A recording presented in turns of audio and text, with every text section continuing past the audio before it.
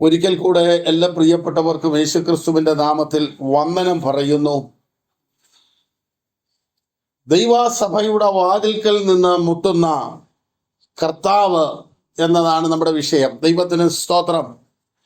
വെളിപ്പാട് പുസ്തകം 2-ാം അധ്യായം അതിൻ്റെ 1-ാം വാക്യവും 3-ാം അധ്യായം അതിൻ്റെ 20-ാം വാക്യവും ആരെങ്കിലും ഒരാൾ വായിച്ച് സഹായിച്ചാൽ അത് ഏറ്റവും പ്രയോജനമായിരുന്നു. എഫെസൂസിലെ സഭയുടെ ദൂതന് എഴുതുക, 7 നക്ഷത്രം വലങ്കയിൽ പിടിച്ചുകൊണ്ട്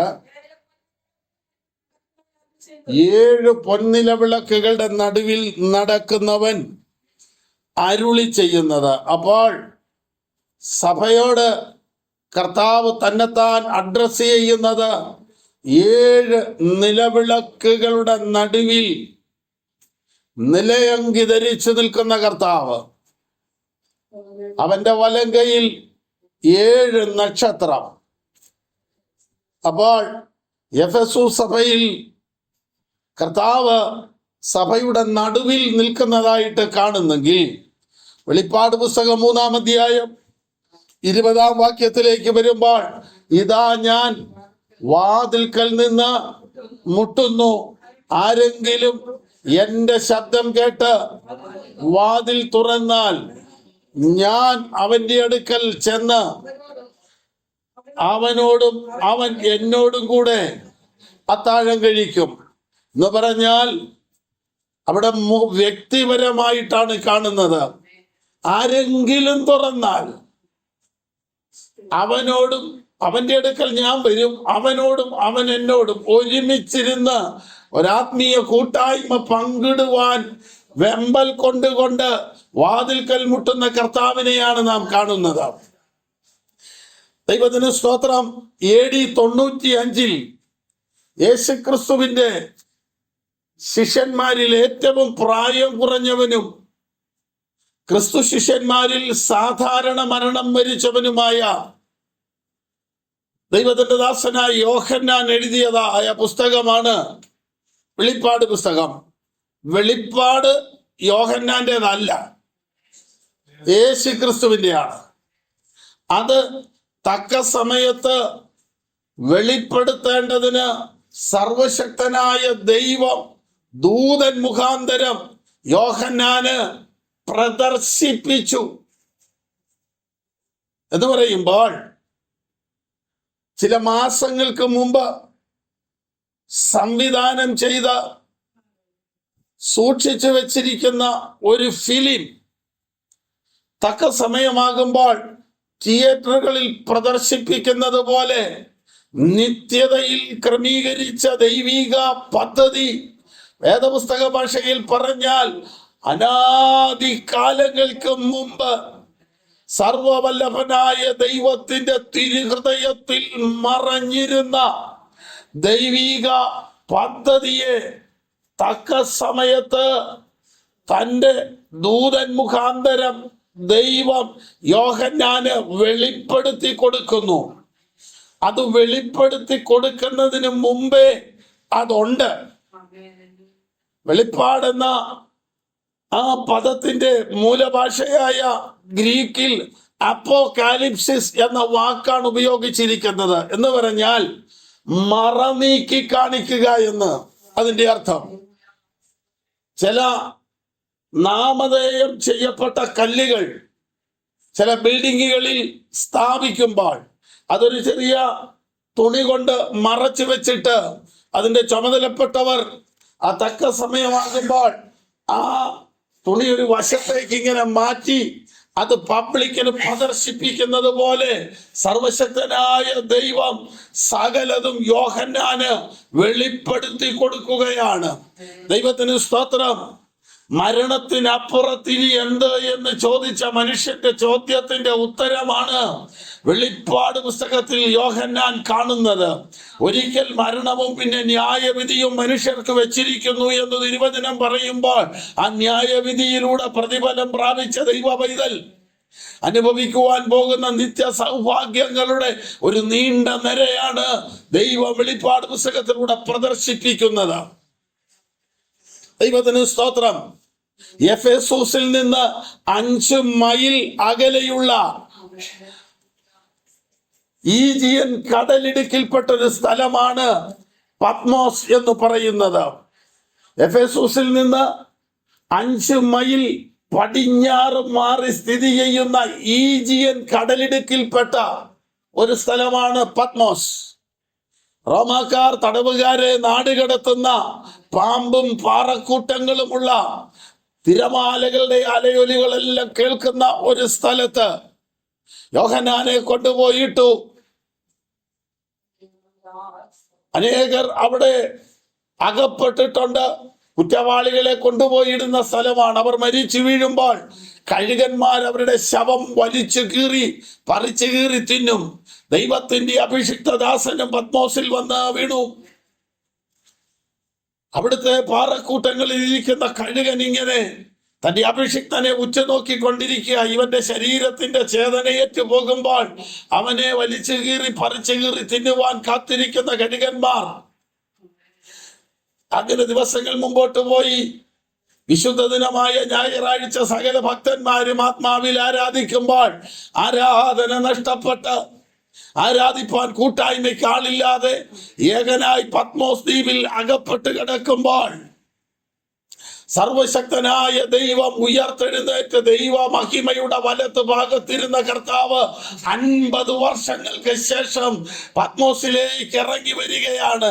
ഞാൻ നിങ്ങളെ അനാഥരായി വിടുകയില്ലെന്നും ഏകാകികളോടുകൂടെ വസിക്കുവാൻ ആഗ്രഹിക്കുന്നവൻ ആരാധിക്കുവാൻ നിവൃത്തിയില്ലാതെ കൂട്ടായ്മയ്ക്ക് നിവൃത്തിയില്ലാതിരിക്കുമ്പോൾ തന്റെ അഭിഷിക്തന് കൂട്ടായ്മ കൊടുക്കേണ്ടതിന് വാനഗോളങ്ങളെ താണ്ടി ദൈവത്തിന്റെ സർവശക്തനായ ദൈവത്തിന്റെ വലത് ഭാഗത്തിരുന്ന യേശു ക്രിസ്തു പത്മോസ് ദ്വീപിലേക്ക് ഇറങ്ങി വന്ന് തന്റെ സ്നേഹിതനോടൊപ്പം തന്റെ ശിഷ്യനോടൊപ്പം ആരാധന പങ്കിടുകയാണ്. കർത്തൃ ദിവസത്തിൽ ഞാൻ ആത്മവിവശനായി എന്നോട് സംസാരിക്കുന്ന നാദം എന്തെന്ന് കാണാൻ. സാധാരണ നാദം കേൾക്കുക ചെയ്യുന്നേ, ഒച്ച കാണുകയാണോ? ഒച്ച കേൾക്കുക ചെയ്യുന്നേ. ഈ പത്മോസ് ദ്വീപിൽ ഒരു ശബ്ദമുണ്ടാകണമെങ്കിൽ അതിന്റെ പുറകിൽ ഒരാളത്വം ഒളിഞ്ഞിരിപ്പുണ്ടെന്നുള്ള തിരിച്ചറിവിൽ 4 വശവും തിരമാലകളുടെ വലിയ ഗർജനമുണ്ടാകുമ്പോൾ തിരമാലകളെ വെല്ലുന്ന കാഹളം പോലൊരു ശബ്ദം ദൈവത്തിന്റെ ദാസന്റെ കർണപുടങ്ങളിൽ വന്ന് പതിച്ചപ്പോൾ ആ ശബ്ദത്തിന്റെ ഉടമസ്ഥനെ കാണുവാൻ യോഹന്നാൻ തിരിഞ്ഞു നോക്കുമ്പോൾ കർത്താവിന്റെ സന്നിധിയിൽ യോഹന്നാൻ കാണുന്നത് ഇങ്ങനെയാണ്. 7 പൊൻനില വിളക്കുകളുടെ നടുവിൽ നിലയങ്കി ധരിച്ച് മാറത്ത് പൊൻകച്ച കെട്ടിയ മനുഷ്യപുത്രനോട് സദൃശ്യനായവനെ കണ്ടു. അവന്റെ തല വെളുത്ത് ഹിമത്തോളം ഇരുന്നു, കണ്ണ് അഗ്നിജ്വാല, വായിൽ നിന്ന് ഇരുവായ്ത്തലയുള്ള വാൾ പുറപ്പെടുന്നു, കാലുകൾ രണ്ടും വെള്ളോടിന് സദൃശ്യം, പഴുത്ത വെള്ളോടിന് സദൃശ്യം. അവനെ കണ്ടിട്ട് മരിച്ചവനെ പോലെ അവന്റെ കാൽക്കൽ യോഹന്നാൻ വീണു. ഈ യോഹന്നാൻ കർത്താവിന്റെ മാറിൽ ചാരിയിരുന്നവനാ. അവന്റെ മാറിടത്തിൽ ചാരിയിരുന്ന് കർത്താവിന്റെ ഹൃദയ സ്പന്ദനം എന്താന്ന് തിരിച്ചറിഞ്ഞ ആ യോഹന്നാൻ സർവശക്തനായ ദൈവത്തിന്റെ പുത്രനായ ക്രിസ്തു തന്റെ മുഴുവൻ മഹിമയോടെ ഇറങ്ങി വന്നപ്പോൾ അതിനെ താങ്ങുവാൻ അവന്റെ ശരീരത്തിന് ത്രാണിയില്ലാതെ പോയി. ദൈവത്തിന് സ്തോത്രം. അവിടെ യോഹന്നാനോട് പറയുന്നു, നീ കാണുന്നത് നീ ഒരു പുസ്തകത്തിൽ എഴുതണം. അങ്ങനെ യോഹന്നാൻ എഴുതിയതാണ് നമ്മൾ ഇന്ന് ചിന്തിക്കുന്ന തിരുവചന ഭാഗം. ദൈവത്തിന് സ്തോത്രം. വെളിപ്പാട് പുസ്തകത്തിൽ കർത്താവ് 7 നിലവിളക്കുകളുടെയും 7 നക്ഷത്രങ്ങളുടെയും വ്യാഖ്യാനം ഒരുപോലെ കൊടുത്തിരിക്കുന്നത് നമുക്ക് കാണുവാൻ കഴിയും. ദൈവത്തിന് സ്തോത്രം.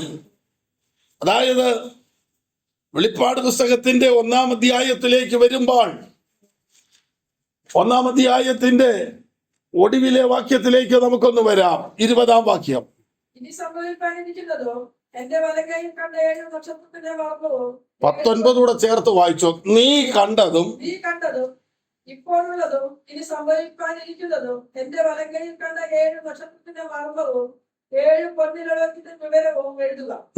7 നക്ഷത്രം 7 സഭകളുടെ ദൂതന്മാരാകുന്നു. 7 നക്ഷത്രം 7 സഭകളുടെ ദൂതന്മാരാകുന്നു. 7 നിലവിളക്ക് 7 സഭകളാകുന്നു എന്ന് കൽപ്പിച്ചു. അപ്പൊ 7 നിലവിളക്കുകൾ 7 സഭകളാകുന്നു. അപ്പോൾ 7 നിലവിളക്കുകളുടെ നടുവിലാണ് കർത്താവ് നിൽക്കുന്നത്.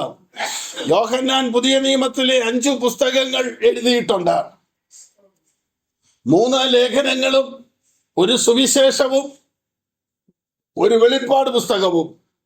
പുതിയ നിയമത്തിലെ ഏക പ്രവചന ഗ്രന്ഥമാണ് വെളിപ്പാട് പുസ്തകം. ഏതാണ്ട് 95-96 കാലഘട്ടത്തിൽ ദൈവത്തിന്റെ പരിശുദ്ധാത്മാവ് എഴുതിച്ച പുസ്തകമാണിത്. ഇതിന്റെ വിഭജനത്തിലേക്ക് നമുക്ക് വരാം. വെളിപ്പാട് പുസ്തകത്തെ ഏറ്റവും ലഘുവായി 3ആയിട്ടാണ് വിഭജിച്ചിരിക്കുന്നത്. നീ കണ്ടത്, ഇപ്പോഴുള്ളത്, മേലാൽ സംഭവിപ്പാനുള്ളത്. നീ കണ്ടത് എന്ന് പറയുന്നത് വെളിപ്പാട് പുസ്തകം 1-ാം അധ്യായം 12 മുതൽ 20 വരെയുള്ള ഭാഗത്ത് തേജസ്കരിക്കപ്പെട്ട മനുഷ്യപുത്രനെ കുറിച്ചുള്ള വെളിപ്പാടാണ്. 2 ഇപ്പോഴുള്ളത് ആസിയയിലെ 7 സഭകൾ. വെളിപ്പാട് പുസ്തകം 2-3 അധ്യായം. മേലാൽ സംഭവിപ്പാനുള്ളത് വെളിപ്പാട് പുസ്തകം 4 മുതൽ 22 വരെയുള്ള അധ്യായങ്ങൾ. നാം ചിന്തയ്ക്കായി തിരഞ്ഞെടുത്തിരിക്കുന്ന തിരുവചന ഭാഗം ഇതിന്റെ 2-ാം ഭാഗത്തുള്ളതായ ഭാഗങ്ങളാണ്. ദൈവത്തിന് സ്തോത്രം. 7 സഭകൾ എന്ന് പറയുന്നത് 7 സഭാ പീരിയഡുകളാണ്, 7 സഭാ കാലഘട്ടമാണ്. എഫെസു സഭയുടെ കാലം എന്ന് പറയുന്നത് ദൈവസഭ ആരംഭിച്ചു വച്ചുള്ള അടുത്ത നൂറ്റാണ്ടാണ് ഈ എഫെസു സഭയുടേതായ കാലഘട്ടം എന്നുള്ളത് നാം മനസ്സിലാക്കണം. അങ്ങനെ വരുമ്പോൾ ലവോദിക്ക പീരീഡ് എന്ന് പറയുന്നത് ഈ അന്ത്യകാലഘട്ടമാണ്. ലവോദിക്ക പീരീഡിൽ സഭയെ സഭാനാഥൻ കാണുന്നത് എങ്ങനെയാണെന്നറിയാമോ? നിശീതവാനുമല്ല, ഉഷ്ണവാനുമല്ല, ആത്മീയനുമല്ല, ജഡികനുമല്ല.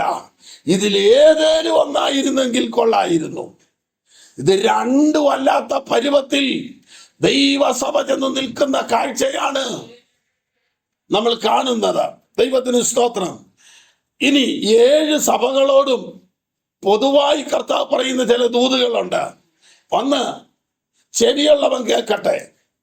ജയിക്കുന്നവന് ആത്മാവ് സഭകളോട് പറയുന്നത്. ഇങ്ങനെ കോമൺ ആയിട്ടുള്ള ചില ദൂതുകൾ അവിടെ നമുക്ക് കാണുവാൻ കഴിയുന്നുണ്ട്. ദൈവത്തിന് സ്തോത്രം. 7 സഭകൾക്ക് കൊടുക്കുന്ന പ്രതിഫലം വളരെ ശ്രദ്ധേയമായ പ്രതിഫലമാണ്. 1-ാമത്തെ സഭയ്ക്ക് കൊടുക്കുന്നത് പറുദീസായിലെ ജീവവൃക്ഷത്തിന്റെ ഫലം കൊടുക്കും. പണ്ട് പറുദീസായിൽ നിന്ന് മനുഷ്യൻ ഈ ജീവവൃക്ഷത്തിന്റെ ഫലം തിന്നാതിരിക്കാൻ വേണ്ടി ദൈവം ഇറക്കി വിട്ടത്. ആ ഇറക്കി വിട്ടത് ഈ ജീവവൃക്ഷത്തിന്റെ ഫലം തിന്നുവായത് കൊണ്ടാണെങ്കിൽ ഇന്ന് ജയിച്ചു വരുന്നവന് കർത്താവ് ഇത് കൊടുക്കുമെന്ന് കാണുന്നു. ദൈവത്തിന് സ്തോത്രം. 2-ാമത്തേത് 1-ാം മരണത്തിൽ പങ്കുള്ളവൻ ഭാഗ്യവാനവന് 2-ാം മരണത്തിൽ ദോഷം വരികയില്ലെന്നുള്ളതാണ്. 3-ാം അധ്യായത്തിൽ 3-ാമത്തെ സഭയിൽ ജയിച്ചു വരുന്നവന് കൊടുക്കുന്നത് മറഞ്ഞിരിക്കുന്ന മന്ന തിന്നാൻ കൊടുക്കുമെന്നാണ്. ഇസ്രായേൽ മക്കൾ 40 വർഷം മരുഭൂമിയിൽ ഭക്ഷിച്ച മന്ന തലമുറകൾക്ക് ജ്ഞാപകമായി യഹോവയുടെ ആലയത്തിൽ അതിവിശുദ്ധ സ്ഥലത്ത്, സമാഗമന കൂടാരത്തിന്റെ അതിവിശുദ്ധ സ്ഥലത്ത് പൊൻപാത്രത്തിൽ സൂക്ഷിക്കണമെന്ന് പറഞ്ഞു. എന്നാൽ കാലത്തിന്റെ നീക്കത്തിൽ ഈ മന്ന നഷ്ടപ്പെട്ടു പോയി. മന്ന സ്വർഗത്തിൽ നിന്നാണല്ലോ പെയ്തത്. ജയിക്കുന്നവന് മറഞ്ഞിരിക്കുന്ന മന്ന ഭക്ഷിപ്പാൻ കൊടുക്കും. ദൈവത്തിന് സ്തോത്രം. 4, അടുത്ത സഭകൾക്ക് കാണുന്നത് ജാതികളുടെ മേലുള്ള അധികാരം. അടുത്തത് ഉദയനക്ഷത്രം കൊടുക്കും. 5-ാമത്തെ സഭയോട് പറയുന്നു, ജയിക്കുന്നവന് വെള്ളയുടുപ്പ് ധരിക്കും. പേര് ജീവപുസ്തകത്തിൽ നിന്ന് മായിച്ചു കളയല. അപ്പോൾ ജീവപുസ്തകത്തിൽ നിന്ന് മായിക്കൊന്നും കൂടെ ഒരു ചിന്ത അതിനകത്തുണ്ടല്ലോ. വെളിപ്പാട് പുസ്തകത്തിൽ ന്യായവിധിയിലേക്ക്, നരകത്തിലേക്ക് പോകുന്നതിനുള്ള ഒറ്റ കാരണം ഇതാണ്. എല്ലാ പുസ്തകങ്ങളും തുറക്കും, എല്ലാം നോക്കും. ജീവപുസ്തകത്തിൽ പേരില്ലെങ്കിൽ വേറെ എവിടെയൊക്കെ പേരുണ്ടെങ്കിലും ഒരു കാര്യവുമില്ല. ജീവപുസ്തകത്തിൽ പേരില്ലെങ്കിൽ അവനെ തീപ്പൊയ്കയിൽ തള്ളിയിടും. ദൈവത്തിന് സ്തോത്രം. 6-ാമത്തെ സഭയെക്കുറിച്ച് പറയുന്നു, ജയിക്കുന്നവനെ ഞാൻ ആലയത്തിന്റെ തൂണാക്കും, അവന് ദൈവത്തിന്റെ നഗരത്തിന്റെ നാമം കൊടുക്കും, ദൈവത്തിന്റെ നാമം കൊടുക്കും. ഇതുകൂടാതെ പുതിയ ഒരു പേരുടെ കൊടുക്കും. നമ്മുടെ എല്ലാം പേര് മാറും. ജെയ്സ് എന്നുള്ളതിൻ്റെ പേര് ഞാൻ മരിക്കുമ്പം ജെയ്സി അത്തുപോയി എന്നാ പറയുന്നത്. ജെയ്സിന്റെ ശരീരം ഇവിടെ കിടപ്പുണ്ട്. പോയതാരാ? അപ്പൊ ആ പേരിട്ടതാരെയാ? ഈ പേര് ചൊല്ലിയാണ് പിന്നെ വിളിക്കുന്നത്. ഇങ്ങനെ വിളിച്ചെഴുന്നേൽപ്പിച്ച് അവിടെ ചെല്ലുമ്പം വേറൊരു പേര് തരും.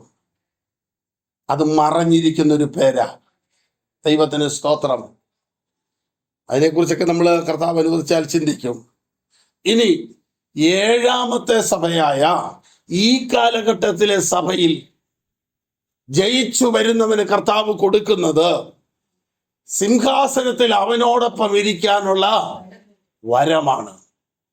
ദൈവത്തിന് സ്തോത്രം. യേശുക്രിസ്തുവിന്റെ പരസ്യ ശുശ്രൂഷ കാലത്ത് സെബദീ പുത്രന്മാരുടെ അമ്മ 2 പിള്ളേരെയും കൈ പിടിച്ചോണ്ട് കർത്താവിൻ്റെ അടുത്ത് വന്നിട്ട് ആ സ്ത്രീ പറയുന്നൊരു കാര്യമുണ്ട്, നിന്റെ രാജ്യത്തിൽ എൻ്റെ ഈ 2 പിള്ളേരെ ഇടത്തും വലത്തും ഇരുത്തണമെന്ന്. നമ്മളൊക്കെ എവിടെയെങ്കിലും എങ്ങനെയും ഒന്ന് ചെല്ലാൻ വേണ്ടി ആഗ്രഹിച്ചിരിക്കുമ്പം അവര് പറയുകയാണ് ഇടത്തും വലത്തും ഇരിക്കണം. ഉടനെ കർത്താവ് ചോദിക്കുന്നു, ഞാൻ കുടിക്കുന്ന പാനപാത്രം കുടിക്കാൻ നിങ്ങൾക്ക് പറ്റുമോ?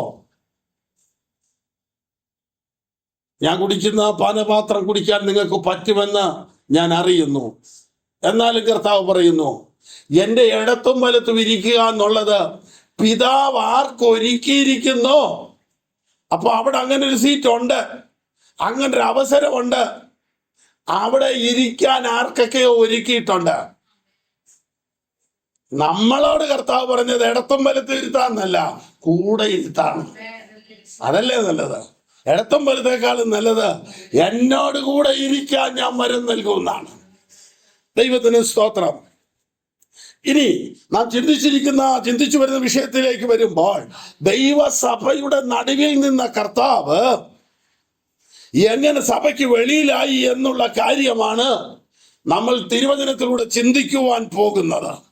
ദൈവ സാന്നിധ്യം ദൈവാലയം വിട്ടു പോകുമെന്നുള്ള കാര്യം പ്രവാചകന്മാർ മുമ്പേ പറഞ്ഞിരുന്നു. യെഹെസ്കേൽ പ്രവാചകന്റെ പുസ്തകം 8-ാം അധ്യായം അതിന്റെ 6, 12, 14, 16 വാക്യങ്ങളിൽ, മനുഷ്യപുത്ര നീ ഇത് കാണുന്നോ?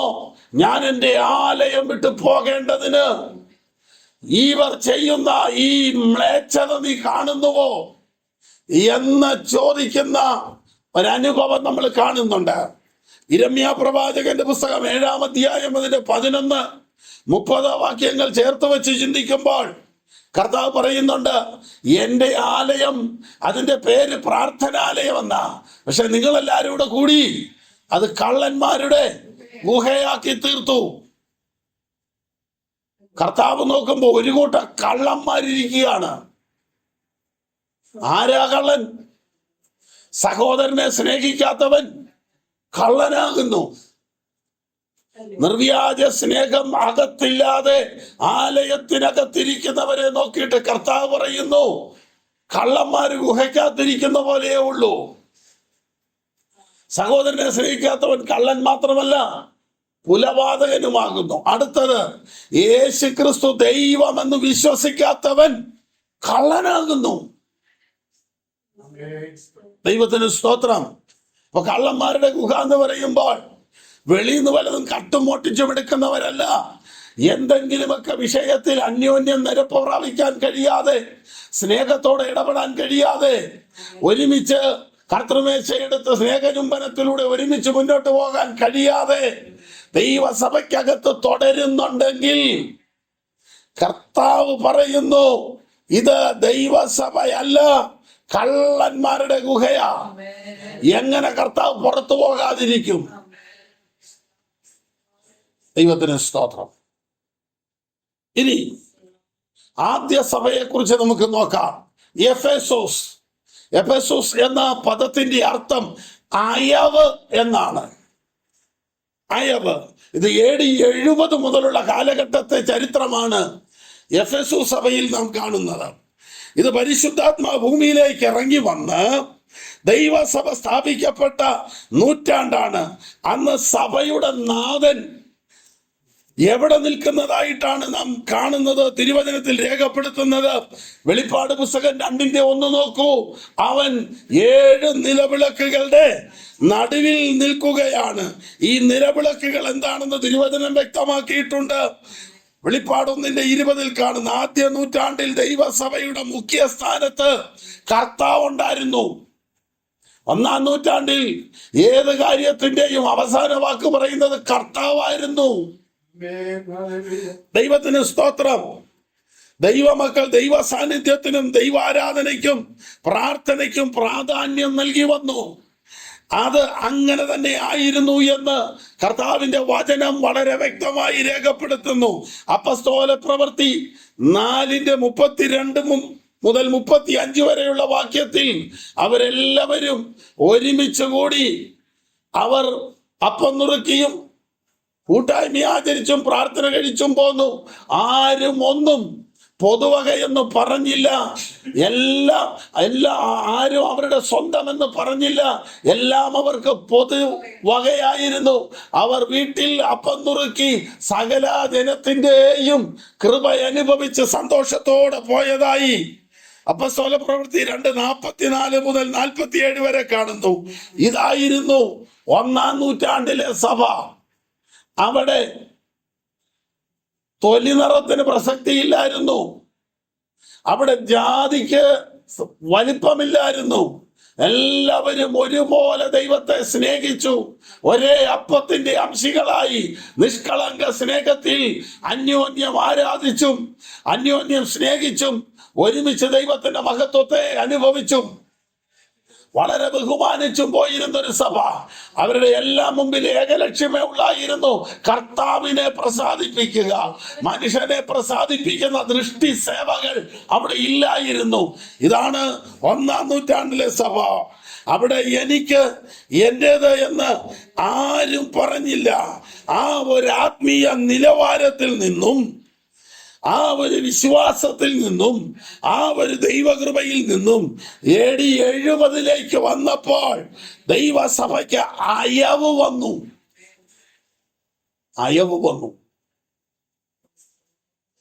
കൊള്ളരുതാത്തവർ സഭയ്ക്കകത്ത് വന്നു. 2, കള്ള അപ്പസ്തോലന്മാർ സഭയ്ക്കകത്ത് എഴുന്നേറ്റു.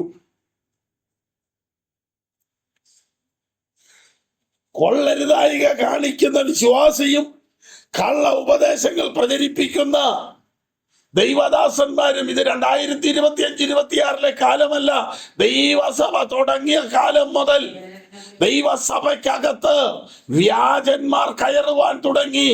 വ്യാജന്മാർ കയറിയ കാലത്ത് ദൈവസഭ അങ്ങനെ ഉള്ളവരെ പരിശോധിച്ച് പ്രാർത്ഥിച്ച് തിരിച്ചറിഞ്ഞെന്ന് കർത്താവ് വിളിച്ചു പറയുന്നുണ്ട്. നമുക്കൊന്ന് വായിക്കാം. വാക്യം 3 മുതൽ 2:3 മുതൽ. നിനക്ക് സഹിഷ്ണുതയുള്ളതും എന്റെ നാമത്തിൽ നീ സഹിച്ചതും തളർന്നു പോകാഞ്ഞതും ഞാൻ അറിയുന്നു.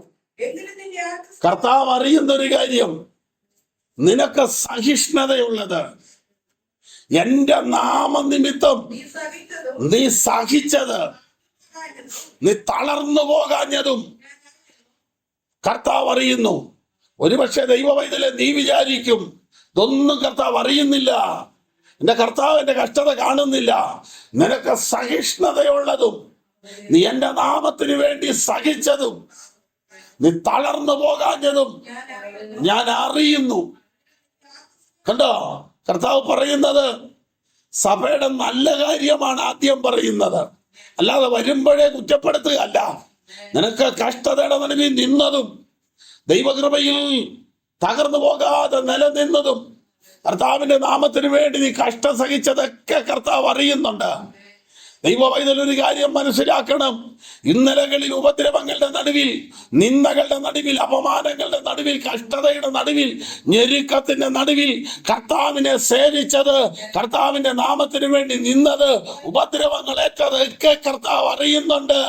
ആ സഭാനാഥൻ നിന്നോട് പറയുന്നു, നീ കഴിഞ്ഞ നാളുകളിൽ ചെയ്തതെല്ലാം ഞാൻ കണ്ടു അറിയുന്നു. പക്ഷെ ഇന്ന് നിന്റെ ആദ്യ സ്നേഹം നിനക്ക് നഷ്ടപ്പെട്ടു പോയി. Praise the Lord. രണ്ടാം വാക്യം ഒന്ന് നോക്കിയേ. പ്രവൃത്തിയും പ്രയത്നവും സഹിഷ്ണുതയും തുടരുതാത്തവരെ നിനക്ക് സഹിച്ചുകൂടാഞ്ഞതും അപ്പോസ്തലന്മാരല്ലാതിരിക്കെ തങ്ങൾ അപ്പോസ്തലന്മാരെന്ന് പറയുന്നവരെ നീ പരീക്ഷിച്ച കള്ളന്മാരെന്ന് കണ്ടതും നിനക്ക് സഹിഷ്ണുതയുള്ളതും. ആദിമസഭയുടെ പ്രത്യേകത അവിടെ ദുരുപദേശം കൊണ്ടോ കൊള്ളരുതാത്തവരായോ അകത്താരേലും വന്നാൽ അവരെ സഭ തിരിച്ചറിയുമായിരുന്നു. സ്തേഫാനോസ് കല്ലേറ് കൊണ്ട് മരിക്കുന്നു, സഭയ്ക്ക് വളർച്ചയുണ്ടാകുന്നു. 5-ാം അധ്യായത്തിൽ വരുമ്പോൾ അനന്യാസും സഫീറയും കൂടെ വസ്തു വിറ്റു, രണ്ടായിട്ട് വിഭാഗിച്ച് രണ്ടുപേരും കുറേശ്ശെയും കൊണ്ട് ആദിമസഭയിലേക്ക് വരുമ്പോൾ അവർ വീട്ടിൽ വെച്ച് അവർക്ക് രണ്ടുപേർക്കും മാത്രം അറിയാവുന്ന കാര്യം ദൈവത്തിന്റെ പരിശുദ്ധാത്മാ വെളിപ്പെടുത്തുകയാണ്. ഇത്രത്തിനോ സ്ഥലം വിറ്റത്? ഇത്ര ഉള്ളായിരുന്നോ? ഇത്ര ഉള്ളായിരുന്നു. കെട്ടിയവനെ അടക്കാൻ പോയവർ വാതൊക്കെ പോലും എത്തിയിട്ടില്ല, അവർ നിന്നെ കൂടെ അടക്കും. ഉണ്ടോ? ഇത്ര തീഷ്ണമായ ഒരാത്മ സാന്നിധ്യമായിരുന്നു ആ കാലത്തുണ്ടായിരുന്നത്. അത്ര ശക്തമായ ഒരു ആത്മനിറവിൽ നിന്ന സഭ, കൊള്ളരുതാത്തവരെ സഭ തന്നെ പരീക്ഷിച്ചറിഞ്ഞു. അല്ലാതെ സ്ഥലം മാറി വരുമ്പോൾ നേരത്തെ ഇരുന്ന സഭയിലോട്ട് വിളിച്ചു ചോദിക്കേണ്ട ഗതികേടൊന്നും ആ കാലത്തില്ലായിരുന്നു. പുള്ളി എങ്ങനെ ഉണ്ടെന്നറിയാൻ, അല്ലെങ്കിൽ പോകുന്ന പാസ്റ്റർ ഒരു ഇൻട്രൊഡക്ഷൻ കൊടുത്തേച്ച്, അല്ലെങ്കിൽ ഒരു ഇൻഫർമേഷൻ കൊടുത്തേച്ച് പോയിട്ട് അത് വെച്ച് പരീക്ഷിക്കേണ്ട ഗതികേടുമില്ലായിരുന്നു. ദൈവസഭയിൽ വരുമ്പോൾ, ദൈവസഭയ്ക്കകത്ത് കയറി നിൽക്കുമ്പോൾ കൊള്ളരുതാത്തവരെ സഭ തിരിച്ചറിഞ്ഞിരുന്നു. ഇന്ന് കൊള്ളരുതാത്തവരെല്ലാം കൂടി ഒരുമിച്ച് നിൽക്കുന്നത് കൊണ്ട് കൊള്ളാവുന്നവനെ തിരിച്ചറിയാൻ മേലാത്തൊരു കാലത്തിലേക്ക് ദൈവസഭ എത്തപ്പെട്ടു. നിങ്ങൾ കൊരിന്തിലെ സഭയെ നോക്ക്, ഒരു കൃപാവരത്തിനും കുറവില്ലാത്ത സഭയായിരുന്നു. വിവേചിച്ചറിയേണ്ടത് വിവേചിച്ചറിയും, ആലോചന പറയേണ്ടത് ആലോചന പറയും, സൗഖ്യം വരേണ്ടടുത്ത് സൗഖ്യം വരും, വീര്യപ്രവൃത്തി വേണ്ടിടത്ത് അത് വരും. ഏത് കൃപാവരമുണ്ടോ അതെല്ലാം പ്രാപിച്ച കർത്താവിന്റെ നാളിനായി കാത്തിരുന്ന സഭയായിരുന്നു കൊരിന്തിലെ സഭ.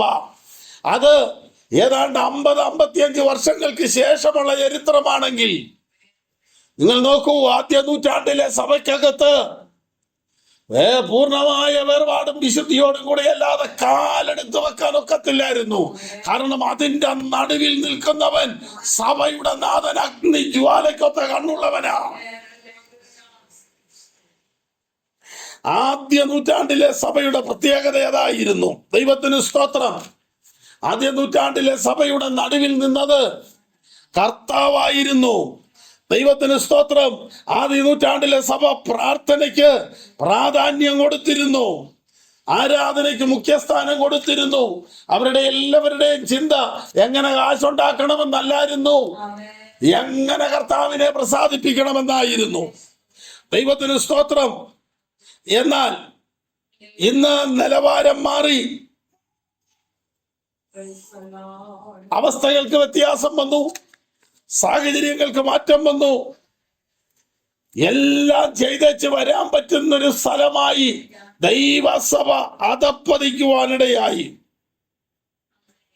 വിശ്വാസി ഏതൊരു കഷ്ടവും സഹിച്ച് ദൈവത്തിന് വേണ്ടി നിൽക്കുമായിരുന്നു. വാക്യം 3 അത് കാണുന്നുണ്ട്. നീ എനിക്ക് വേണ്ടി സഹിച്ചത്, നീ എനിക്ക് വേണ്ടി നിന്നതൊക്കെ ഞാൻ അറിയുന്നു. പഴയ കാലത്ത് ദൈവസഭയ്ക്കകത്ത് കർത്തൃമേശ എടുക്കാതിരിക്കുക എന്ന് പറഞ്ഞാൽ ഒരു വലിയ പാപം ചെയ്ത പോലെയായിരുന്നു. കർത്താവിന്റെ മേശ എടുക്കാതിരിക്കുക എന്ന് പറഞ്ഞാൽ. എന്നാൽ ഇന്ന് കർത്തൃമേശ എടുക്കുന്നവരെക്കാൾ കൂടുതൽ തിരുമേശ എടുക്കാത്ത ആളുകൾ സഭയ്ക്കകത്ത് വന്നു. പ്രിയപ്പെട്ടവരെ, ഞാൻ പലപ്പോഴും കണ്ടിട്ടുള്ള ഒരു ദയനീയമായൊരു കാഴ്ചയുണ്ട്. സഭായോഗത്തിൽ കൈയടിച്ച് പാട്ടുപാടി ആത്മാവിൽ അന്യഭാഷയിൽ ആരാധിച്ചേച്ച് കർത്തൃമേശ വരുമ്പം കർത്തൃമേശ എടുക്കാതെ മാറി നിൽക്കുക. വാദ്യോപകരണങ്ങളുടെ അകമ്പടിയോടുകൂടെ കർത്തൃമേശയ്ക്കുള്ള പാട്ട് പാടുമ്പോൾ ക്രൂശിന്മേൽ ക്രൂശിന്മേൽ എന്നുള്ള പാട്ടൊക്കെ പാടുമ്പോൾ ദൈവജനത്തെ അനുതാപത്തിലേക്ക് കൊണ്ടുപോകാൻ മുന്നേ നിന്ന് പാടിയേച്ച് കർത്തൃമേശയും കൊണ്ട് വരുമ്പോ വേണ്ടെന്ന്. അപ്പോൾ മുമ്പേ പറഞ്ഞ അന്യഭാഷ ഏതാത്മാവിലേതാ? അന്യഭാഷ പറഞ്ഞ് ദൈവത്തെ ആരാധിച്ചിട്ട് കർത്തൃമേശ എടുക്കാൻ കഴിയുന്നില്ലെങ്കിൽ അവരുടെ പ്രാർത്ഥന അവർ മനഃപ്പാഠമാക്കിയ മാനുഷിക കൽപ്പനയത്രേ. വിശുദ്ധ സഭായോഗം കൂടുന്നതിന് കർത്തൃമേശയ്ക്കും 2 വിശുദ്ധിയുടെ ആവശ്യമുണ്ടോ? അയോഗ്യതയോടെ സഭായോഗത്തിൽ പങ്കെടുക്കാൻ ഒക്കുമോ? സഭായോഗത്തിൽ കൂടുന്നവന്റെ ആ യോഗ്യതയ്ക്ക് അപ്പുറത്തൊരു യോഗ്യത കർത്തൃമേശയ്ക്കുണ്ടോ? ദൈവം ക്ഷമിക്കുകയില്ലാത്ത തെറ്റേതാ? ഏറ്റു പറഞ്ഞാൽ ദൈവം ക്ഷമിക്കാത്ത തെറ്റേതാ? എങ്ങനെ കർത്താവ് പുറത്തു പോകാതിരിക്കും? വലിയ സുഖമൊന്നും തോന്നുകയില്ല. നിങ്ങൾ അറിയണം പ്രിയപ്പെട്ടവരെ, കർത്താവിന്റെ മേശ വളരെ ഗൗരവത്തോടു കൂടെ കാണേണ്ട ഒരു കാര്യമാണ്. ദൈവത്തിന് സ്തോത്രം. എന്റെ കണ്ണുകൊണ്ട് ഞാൻ കണ്ടിട്ടുണ്ട്, ക്രൂശിന്മേൽ ക്രൂശിന്മേൽ എന്നുള്ള പാട്ട് പാടി അനുതാപത്തിലേക്ക് ദൈവജനത്തെ കൊണ്ടുപോയിട്ട് കർത്തൃമേശയെ കൊണ്ട് വരുമ്പോൾ ആ പാടിയ പെങ്കൊച്ച് പറയാ വേണ്ടെന്ന്. അപ്പോൾ അവളുടെ ഹൃദയത്തിൽ ഒരു അനുതാപം വന്നില്ല. കർത്തൃമേശ വന്നപ്പോൾ നിരസിച്ചു കളയുകയാ. ആദ്യ നൂറ്റാണ്ടിൽ തലേ ദിവസം ഒരു യോഗമുണ്ട്, ശനിയാഴ്ച ഞായറാഴ്ചയ്ക്ക് മുമ്പ് കാത്തിരിപ്പ് യോഗമെന്ന് പറയും. അന്ന് എന്തെങ്കിലുമൊക്കെ ആരോടെങ്കിലുമൊക്കെ ഒരു അസ്വസ്ഥത ഉണ്ടെങ്കിൽ എഴുന്നേറ്റ് നിന്ന് പറയുന്നതിന് ഒരു മടിയുമില്ലായിരുന്നു. അങ്ങനൊരു കാലം. ചില വർഷങ്ങൾ പുറകോട്ട് നോക്കിയാൽ അങ്ങനെ ഒരു ആത്മീയ അനുഭവത്തിൽ നിന്നാണ് ദൈവസഭ തുടങ്ങിയത്. എന്ന് പറഞ്ഞാൽ പെന്തക്കോസ്ത് നാൾ വന്നപ്പോൾ കൊടിയ മുഴക്കത്തോടെ ആത്മാവ് ഇറങ്ങി വന്നു 120 പേരുടെ മേൽ വ്യാപരിച്ചിട്ട് ആത്മാവ് കൊടുത്തതുപോലെ അന്യഭാഷ പറഞ്ഞുകൊണ്ടാണ് ദൈവസഭ തുടങ്ങിയത്. എന്നാൽ ഇന്ന് അന്യഭാഷ പ്രാപിക്കാത്ത ആളുകളെ കൊണ്ട് സഭ നിറഞ്ഞു. അതിനൊരു പ്രാധാന്യം കൊടുക്കാതെ വന്നു. ഇപ്പൊ ഇവിടെ ദൈവത്തിന്റെ പരിശുദ്ധാത്മാവിന്റെ അഭിഷേകം പ്രാപിക്കാത്ത, അന്യഭാഷ പ്രാപിക്കാത്ത എത്ര പേരുണ്ടെന്ന് ചോദിച്ചാൽ പകുതിയിലധികം പേര് ആത്മാവിന്റെ അഭിഷേകം പ്രാപിക്കാത്തവരാണ്. പഴയ ഒരു ദൈവദാസൻ ഒരിക്കൽ ഇങ്ങനെ പറഞ്ഞു, ബ്രദറൻ സഭയിൽ ഒറ്റ പെന്തക്കോസുകാരനില്ലെന്ന്. അങ്ങനെ ഒരു പെന്തക്കോസുകാരനുണ്ടെങ്കിൽ അവൻ അവിടുന്ന് ഓടും, അല്ലെ അവനെ ഓടിക്കും. എന്നാൽ ഇന്ന് പെന്തക്കോസ് സഭ മുഴുവൻ ബ്രദറുകാരാണ്. അന്യഭാഷയില്ല. എവിടെയാ തകരാറ്? കർത്താവിന്റെ ആരാധനയിലെ ഏറ്റവും ഗൗരവമായ മൂല്യങ്ങളെ വിട്ടുകളഞ്ഞിട്ട് മനുഷ്യൻ ദൈവസഭയുടെ നിയന്ത്രണം ഏറ്റെടുത്തു. ഇന്ന് കമ്മിറ്റിക്കാരനും കൈക്കാരനും സെക്രട്ടറിയും ഖജാഞ്ചിയും ഒക്കെ ആകുന്നത് ആത്മാവിന്റെ അഭിഷേകമില്ലാത്ത ആളുകളായപ്പോൾ സഭയുടെ ഭരണം മാനുഷിക തലച്ചോറ് കൊണ്ടായി. സഭാ നേതാവ്, സഭയുടെ നാഥനായവൻ ആത്മാവിൽ ആരംഭിച്ച സഭ മാനുഷിക നിയന്ത്രണത്തിലേക്ക് പോയപ്പോൾ കർത്താവ് സഭയ്ക്ക് വെളിയിലായി. ആദ്യ സ്നേഹം നഷ്ടപ്പെട്ടു പോയി. പണ്ട് വചനത്തോടൊരു ഭയമുണ്ടായിരുന്നു, ശുശ്രൂഷകന്മാരോടൊരു അനുസരണ മനോഭാവം ഉണ്ടായിരുന്നു, കൂട്ടുവിശ്വാസികളോടൊരു ബഹുമാനം ഉണ്ടായിരുന്നു, ദൈവത്തെ ഭയമുണ്ടായിരുന്നു, വചനത്തെ സ്വീകരിക്കുന്ന അനുഭവം ഉണ്ടായിരുന്നു. എന്നാൽ ഇതെല്ലാം മാറിയിട്ട് കർത്താവ് പറയുന്നു, നിന്റെ ആദ്യ അനുഭവവും നിന്റെ ഇപ്പോഴത്തെ അനുഭവവും തിരിച്ചറിയുന്നവൻ പറയുക, നിന്റെ ആദ്യ സ്നേഹം വിട്ടുപോയി എന്ന് സഭയെ ഒരു കുറവ് നിന്നെ കുറിച്ച് പറയാനുണ്ട്. അതുകൊണ്ട് ഇന്ന് രാത്രി ആദ്യ സ്നേഹത്തിലേക്കൊന്ന് തിരിച്ചു വരാം. നിന്റെ ആദ്യ സ്നേഹം നഷ്ടപ്പെട്ടു പോയത് കൂട്ടുവിശ്വാസി കാരണമാവാം, അല്ലെങ്കിൽ ആ കാലത്തിരുന്ന ശുശ്രൂഷകൻ കാരണമാകാം, അല്ലെങ്കിൽ ജീവിതത്തിൽ മാറി മാറി വന്ന പ്രതിസന്ധികളാകാം. എന്തായിരുന്നാലും ഇതിന്റെ കുറവ് ചോദിക്കുന്നത് എന്റെ ദൈവമാണ്. നമ്മൾ നേരത്തെ കണ്ടുകൊണ്ടിരുന്ന നമ്മുടെ പ്രിയപ്പെട്ടവർ വളരെ സ്നേഹത്തിലും സന്തോഷത്തിലുമൊക്കെ നമ്മൾ അങ്ങോട്ട് ചെന്നില്ലെങ്കിൽ ഇങ്ങോട്ട് അന്വേഷിച്ച് വരും, നമ്മൾ അങ്ങോട്ട് വിളിച്ചില്ലെങ്കിൽ ഇങ്ങോട്ട് വിളിച്ച് അന്വേഷിക്കുന്ന ആളുകൾക്ക് ഒരു മാറ്റം പെട്ടെന്ന് വന്നാൽ അത് നമ്മൾ വേഗം തിരിച്ചറിയും. നമ്മൾ പറയും, ഓ ഇനിയിപ്പം നമ്മുടെ ആവശ്യമൊന്നുമില്ല, പണമായിപ്പോയി, കുഞ്ഞുങ്ങളൊക്കെ നല്ല നിലയിലായി, സ്വന്തം കാലം നിൽക്കാറായി. അതിനൊക്കെ നമ്മൾ പല വ്യാഖ്യാനം കൊടുക്കും. ഇനിയിപ്പോൾ അതിൻ്റെ ഒന്നും ആവശ്യമില്ല. എന്നാൽ ഒരാൾക്കുണ്ടാകുന്ന മാറ്റം മനുഷ്യൻ എന്ന നിലയിൽ നാം വേഗം തിരിച്ചറിയുമെങ്കിൽ നമ്മുടെ കർത്താവ് അതിനേക്കാൾ വേഗം തിരിച്ചറിയും. ഒന്നുമില്ലാത്ത കാലത്ത് നീ ആരാധിച്ച നിന്റെ നിഷ്കളങ്കത ഇന്ന് ചൂണ്ടിക്കാണിക്കാൻ പലതും ഉള്ളപ്പോൾ നിനക്ക് കൈമോശം വന്നെങ്കിൽ തെറ്റിയതെവിടാ? ഒന്നാം കൽപ്പനയാ തെറ്റിയത്. നിന്റെ ദൈവമായ കർത്താവിനെ പൂർണ്ണ ഹൃദയത്തോടും പൂർണ്ണ മനസ്സോടും പൂർണ്ണ ആത്മാവോടും സ്നേഹിക്കണം.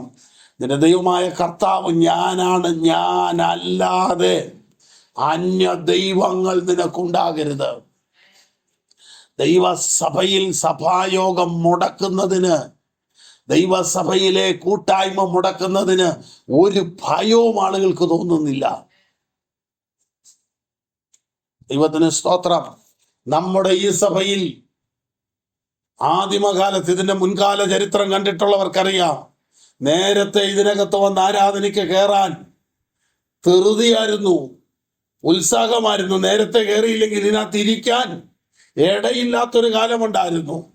വെളിയിൽ നിന്ന് സഭായോഗം കൂടിയ ആളുകൾ പറയുന്നത് ഞാൻ കേട്ടിട്ടുണ്ട്, ഈ സഭയിൽ നിന്ന് പോയവർ. അപ്പോൾ ആ സഭയുടെ അവസ്ഥ അങ്ങ് മാറിയിട്ട് സഭയ്ക്കകം ശൂന്യമാകാൻ കാരണം ദൈവസ്നേഹം ദൈവസഭയ്ക്കകത്തുനിന്ന് നഷ്ടപ്പെട്ടു. ദൈവത്തിന് സ്തോത്രം. കർത്താവ്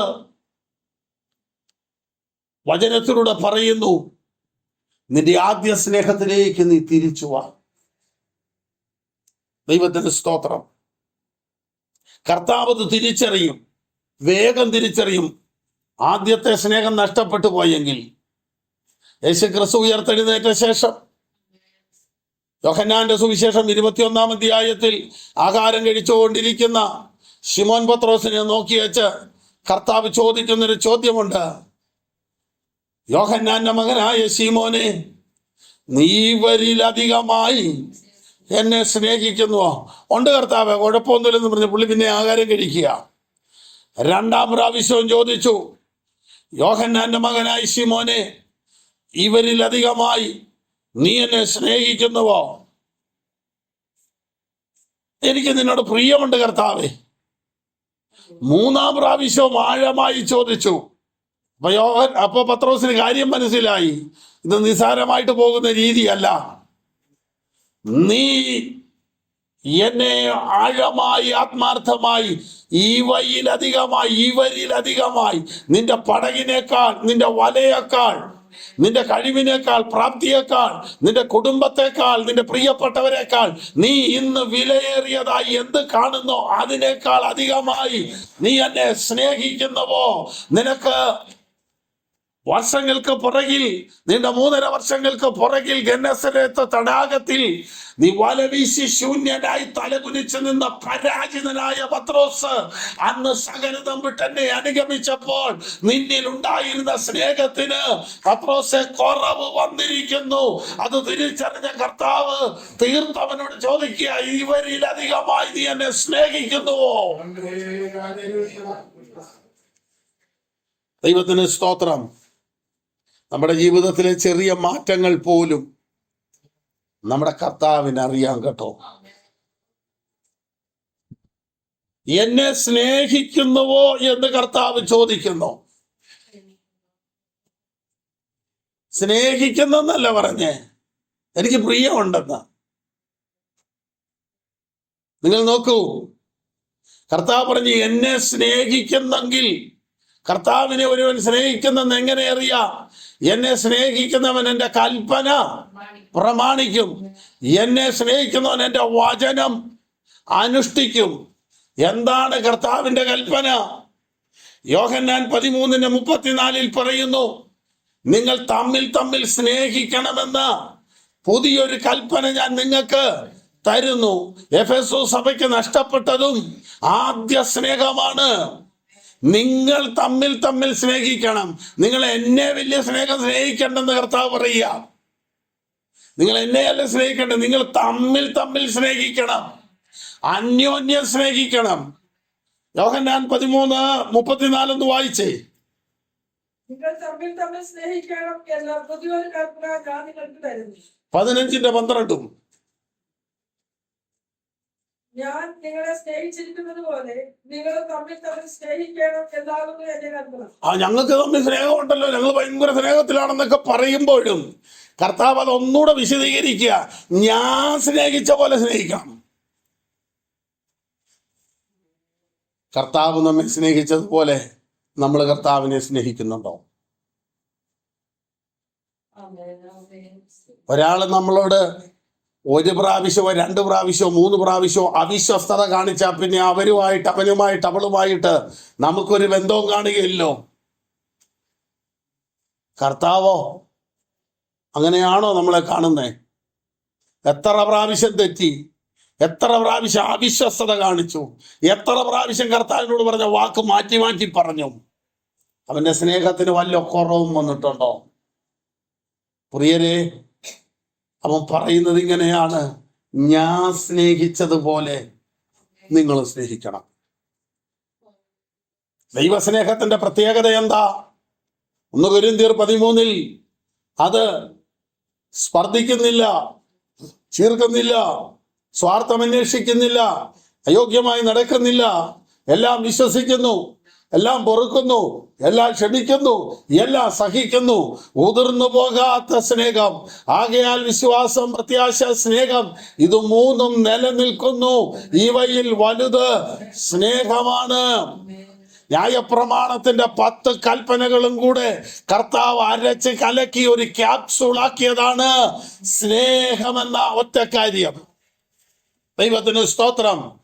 സഭയോട് പറയുന്നു അത് കുറഞ്ഞു പോയെന്ന്. നിന്റെ ആദ്യ സ്നേഹം വിട്ടുകളഞ്ഞു, കുറഞ്ഞെന്നുമല്ല, അത് വിട്ടു. അങ്ങനൊരു കുറവ് നിന്നെ കുറിച്ച് പറയാനുണ്ട്. യേശു ക്രിസ്തുവിനായി കാത്തിരിക്കുന്ന പ്രിയമുള്ളവരെ, നിഷ്കളങ്കമായി നിർവ്യാജമായി ജീവനേക്കാളേറെ അവനെ സ്നേഹിപ്പാൻ കഴിയുമോ? കർത്താവിനോടുള്ള സ്നേഹം പോയെന്ന് പറഞ്ഞാൽ, സ്നേഹമെന്ന് പറയുന്നത് ആത്മാവിന്റെ ഫലങ്ങളിൽപ്പെട്ട ഒന്നാണ്. ആത്മാവിന്റെ ഫലത്തിലെ ഏറ്റവും ഒന്നാമത്തേതാണ് സ്നേഹം. സ്നേഹം നഷ്ടപ്പെട്ടെന്ന് പറഞ്ഞാൽ ആത്മാവ് നഷ്ടപ്പെട്ടെന്ന്. ആത്മാവ് ആരംഭിച്ച സഭയ്ക്കകത്തിരിക്കുന്ന ദൈവമക്കളിൽ നിന്ന് ആത്മാവ് നഷ്ടപ്പെട്ടു പോയാൽ പിന്നെ വെറും ജഡത്തിന്റെ പ്രകടനം മാത്രമേ ഉള്ളൂ. അഭിഷേകം നഷ്ടപ്പെട്ടു പോയ ശിംശോൻ മുമ്പിലത്തെ പോലെ അവനെ ബന്ധിച്ച ബന്ധനങ്ങൾ കൊടഞ്ഞൊഴിയാൻ അവൻ ശ്രമിച്ചു, പക്ഷെ നടന്നില്ല.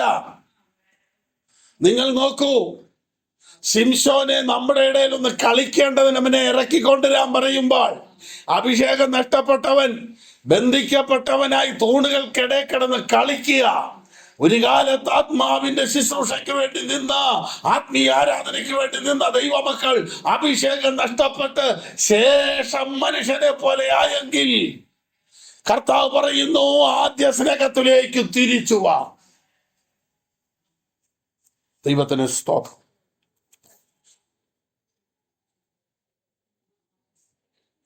കഴിഞ്ഞ നാളുകളിലെ ആരാധനയുടെ അനുഭവത്തിൽ നിന്ന് കുറവ് വന്നിട്ടുണ്ടെങ്കിൽ, പ്രാർത്ഥനയ്ക്ക് കുറവ് വന്നിട്ടുണ്ടെങ്കിൽ, ജീവിതത്തിന് കുറവ് വന്നിട്ടുണ്ടെങ്കിൽ ഒരു തിരുത്തലിന്റെ സമയമായിരിക്കുകയാണ്. കർത്താവിന്റെ വരവ് താമസിക്കുന്നതിന്റെ കാരണം എന്താ? ഭക്തൻ പാടുന്നു, ചിലർ നനയ്ക്കും പോലെ കർത്തന്റെ വരവ് ഇനി ഒട്ടും താമസിക്കയില്ല. പാപികൾ മനം തിരിഞ്ഞിടുവാൻ അവൻ ദീർഘക്ഷമ കാണിക്കുന്നു. ആ പാട്ടിനകത്ത് ഇങ്ങനൊരു ഒരു ഭാഗവും കൂടെയുണ്ട്. നിന്റെ ആദ്യ സ്നേഹം വിട്ടുപോയെന്നൊരു കുറവ് കർത്തൻ കാണുന്നല്ലോ. ലൗകിക സുഖങ്ങളൊന്നും ശാശ്വതമല്ലെന്ന് താതൻ അരുളിയിട്ടുണ്ട്. ദൈവത്തോടുള്ള സ്നേഹം കുറയാൻ കാരണം അത് മാനുഷികമായി എന്തിലേക്കെങ്കിലും ഡൈവേർട്ട് ചെയ്തെങ്കിലേ അത് കുറയുള്ളൂ. ഒരു പാത്രത്തിലിരിക്കുന്ന വെള്ളത്തിന് കുറവ് വരണമെങ്കിൽ അത് വാർന്നു പോയ ഒരു സ്ഥലമുണ്ട്. എങ്ങോട്ടാണ് അത് ഒഴുകിപ്പോയതെന്ന് തിരിച്ചറിയണം. ധനത്തിന്റെ ചിന്തയിലേക്കാണോ, ലോക സുഖങ്ങളിലേക്കാണോ, ജഡിക ഉല്ലാസങ്ങളിലേക്കാണോ, അധമ വികാരങ്ങളിലേക്കാണോ, എവിടേക്കാണ് ദൈവസ്നേഹം ചോർന്നു പോയത്? നമ്മുടെ വീട്ടിലൊരു പൊട്ടപ്പാത്രം ഉണ്ടെങ്കിൽ എത്ര വില കൂടിയതാണെങ്കിലും അതിനകത്ത് മനസ്സോടെ നാം ഒന്നും ഒഴിച്ചു വെക്കുകയില്ല. വിലയുള്ളതാന്ന് പറഞ്ഞിട്ട് കാര്യമില്ല. നീ വിലയേറിയവനും മാന്യനുമാണ്. യേശു ക്രിസ്തു തന്റെ ചങ്കിലെ ചോര തന്ന് നിന്നെ വീണ്ടെടുത്തതാണ്. ആ സ്നേഹത്തിന് കുറവ് വന്നിട്ടുണ്ടോ? ദൈവത്തിന് സ്തോത്രം. നമ്മുടെ കണ്ണുകൾ ദൈവസന്നിധിയിൽ അടയ്ക്കും. ഒരു നിമിഷം ദൈവസന്നിധിയിൽ കർത്താവിനോടുള്ള സ്നേഹത്തിന് കുറവ് വന്നെങ്കിൽ, കർത്താവിനോടുള്ള സ്നേഹത്തിന്റെ അളവിന് പോരായ്മ വന്നെങ്കിൽ, മനസ്സ് തുറന്ന് അവനോട് സമ്മതിക്കാൻ തയ്യാറായാൽ, കർത്താവെ പറ്റിപ്പോയെന്ന് പറഞ്ഞാൽ, രണ്ടാമതൊന്ന് ആവർത്തിക്കാതിരുന്നാൽ, അവൻ നമുക്ക് വേണ്ടി പ്രവർത്തിക്കാൻ ശക്തനാ. ആ കർത്താവിന്റെ കരത്തിലേക്ക് ഒരു നിമിഷം നമ്മെ തന്നെ ഒന്ന് ഏൽപ്പിച്ചു കൊടുക്കാം.